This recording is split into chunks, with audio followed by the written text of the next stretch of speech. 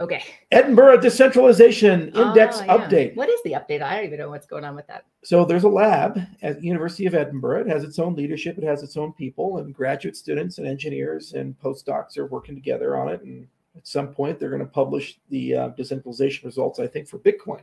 So what's cool about it is it's completely independent of IO. So I don't manage it. I'm not in charge of it. It's not in our reporting system, so I don't get daily reports on it. And it tends to work on academic cycles.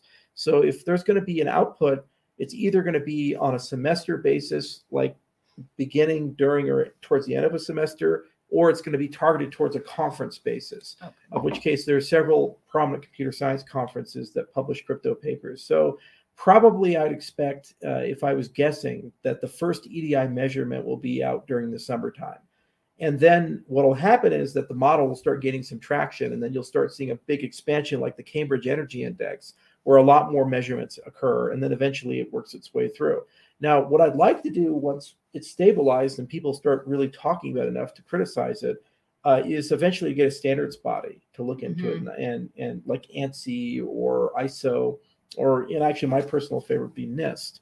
We even talked to NIST about this last year. Yeah. But you have to kind of get it primed, and there's dedicated people, so that's all they do.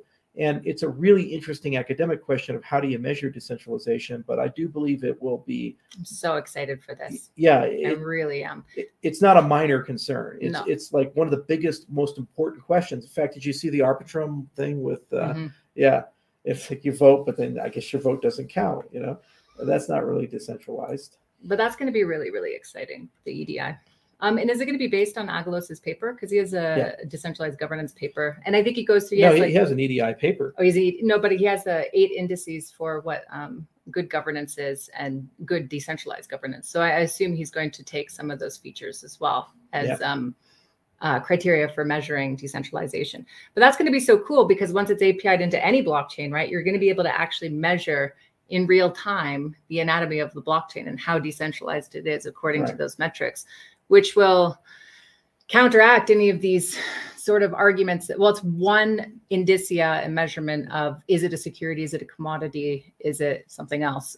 So it's so important. But you're right, it's a non-directed grant, right? Like it's a grant that we've given, and we do this often. We give grants and they're non-directed. And for it to be impartial, I can't have the ability to influence it because it's an academic body, it's an academic index, and unfortunately, that means they move at their own speed. And so it's not like I can say, well, 6 weeks, you'll have this thing. That's the decision of the lab director.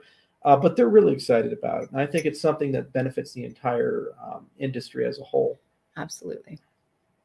Great if Mazzari wrote a paper or wrote no one will ever write anything we do. We're a ghost chain. We don't exist. One day, guys, I promise they're going to write nice things about us. Or anything, actually. Anything neutral even I will take. Mazzari included.